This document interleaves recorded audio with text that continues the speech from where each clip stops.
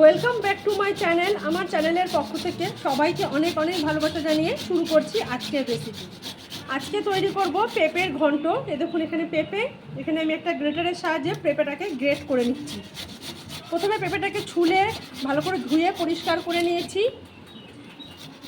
এবার পেঁপেটাকে একটা গ্রেটারের সাহায্যে এভাবে গ্রেট করে নেব। আর পেঁপের যে ভেতরের অংশটা থাকে দেখুন, এটা ফেলে দিতে হবে। এই যে এইভাবে ঘষে, এই ভিতরের যে এইভাবে ঘষে নেওয়ার পরে যে ভিতরের যে শিরার অংশটা, এটা কিন্তু ফেলে দেবো। পেঁপেটা কিন্তু এইভাবে ঘষবো। দেখুন পেঁপের কিন্তু এই দেখুন ভিতরটা এটা হয়ে গেছে ঘষা, ফেলে দিচ্ছে এগুলো। এই অংশগুলো কিন্তু নেব না। সব পেঁপেটা কিন্তু এখানে ঘষে নেওয়া হয়ে গেছে। এবার এটা রান্না করব। পেঁপে ঘন্টার জন্য কড়াইতে দিয়ে দিয়েছি সর্ষের তেল। তেল কিন্তু গরম হয়ে গেছে, আর রান্নাটা কিন্তু সর্ষের তেলেই হবে।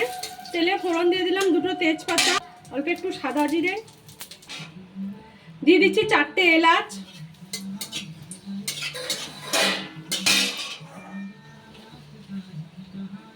চেরা কাঁচা লঙ্কা,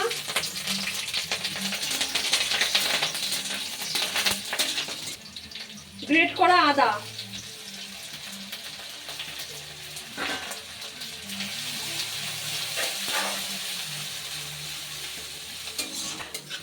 আদা দেওয়ার পর কিন্তু বেশিক্ষণ ভাজা যাবে না, তাহলে কিন্তু তেতো হয়ে যাবে।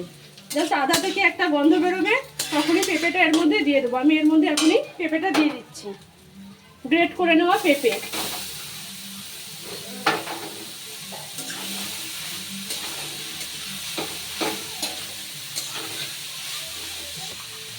এখানে আমি ছোলা ভিজিয়ে রেখেছিলাম আগের দিন রাত্রে, সেই ছোলা ভেজানোটাই দিয়ে দিচ্ছি।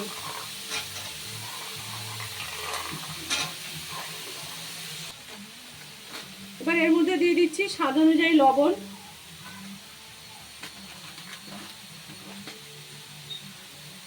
হলুদ গুঁড়ো,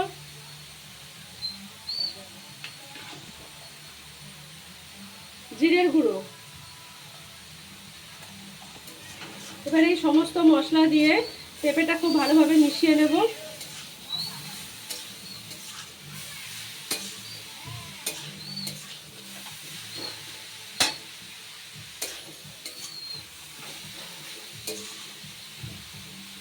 মশলা দিয়ে মিশিয়ে নেওয়া হয়ে গেছে। এবার এটাকে ঢাকা দিয়ে দেবো কিছুক্ষণের জন্য। এই সময় কিন্তু গ্যাসের আগুনটা সিম করে দেব। মিনিট 6-7 বাদে ঢাকাটা খুলছি।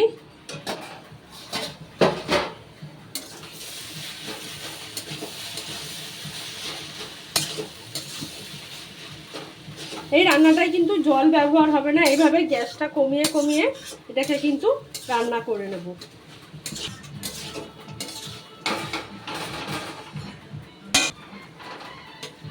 সব ভালোভাবে নেড়ে মিশিয়ে আবারও কিন্তু ঢাকা দিয়ে দিচ্ছি। আবারও 7-8 মিনিট বাদে ঢাকাটা খুলছি।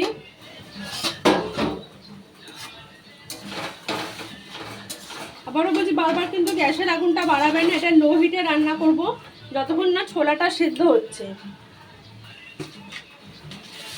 এবার এর মধ্যে দিয়ে দেবো আমি স্বাদ অনুযায়ী চিনি। এবার এই চিনিটা দিয়ে পেঁপের সাথে ভালোভাবে মিশিয়ে দেব।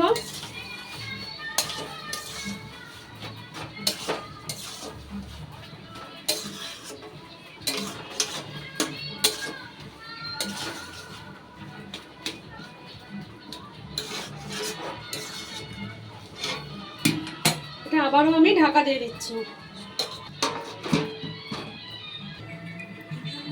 এবার আরো কিছুক্ষণ বাদে ঢাকাটা খুলছি।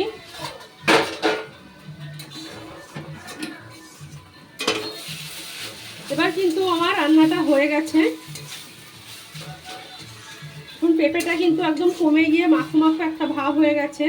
আর এখানে আমি একটা ছোলা আপনাদের দেখিয়ে দিচ্ছি। দেখুন ছোলাটা কিন্তু সেদ্ধ হয়ে গেছে। এই দেখুন, ছোলা হাত দিয়ে চাপ দিলেই সেদ্ধ গলে যাচ্ছে। তো রান্নাটা হয়ে গেছে। এবার শেষ পর্যায়ে দিয়ে দেবো এর মধ্যে 1 চামচ পাতিলেবুর রস। এবার একটু গ্যাসের আগুনটা বাড়িয়ে দিচ্ছি। পেঁপের যে জলটা আছে একটু, সেটা আরও বেশি টান টান হয়ে যাবে। আমরা তো জল দিইনি, লবণ দেওয়ার পর থেকে পেঁপের যে নিজস্ব জলটা বেরিয়েছে, সেই জলেই পেঁপেটা সেদ্ধ হয়েছে এবং ছোলাও সেদ্ধ হয়ে গেছে। এবার একটু গ্যাসের আগুনটা বাড়িয়ে দিয়ে আর ঢাকা দেবো না, যেহেতু ছোলাটা আমার সেদ্ধ হয়ে গেছে। এভাবে এবার এটাকে নেড়ে চেড়ে একটু ভেজে নিচ্ছি।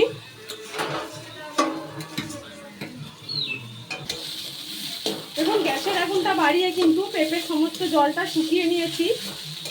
এবার কিন্তু দেখুন, এই দেখুন একটুও জল নেই, আর পেঁপেটা কতটা কমে গেছে। এবার এর মধ্যে দিয়ে দেবো 1 চামচ লেবুর রস। আচ্ছা, তাহলে দেবেন না, দিয়ে দিলাম 1 চামচ লেবুর রস। এই লেবুর রস দিয়ে কিন্তু আর গ্যাসের আগুনটা বন্ধ করে নেড়ে চেড়ে নামিয়ে নিচ্ছি। আমি কিন্তু এখানে গ্যাসটা বন্ধ করে দিয়েছি। এবার এটাকে এভাবে ভালোভাবে মিশিয়ে নামিয়ে নেব। তৈরি হয়ে গেছে আমার ছোলা দিয়ে পেঁপের ঘন্ট। এখানে একটা কথা বলি, লেবুর রস কিন্তু আপনারা যদি খেতে না চান দেবেন না, না দিলেও কিন্তু এটা খেতে সুস্বাদু হবে। তা এভাবে বানিয়ে ফেলুন নিরামিষ পেঁপের ঘন্ট। রেসিপিটি ভালো লাগলে চ্যানেলটি সাবস্ক্রাইব করুন, লাইক শেয়ার কমেন্ট করে পাশে থাকবেন। সকলকে অনেক ধন্যবাদ।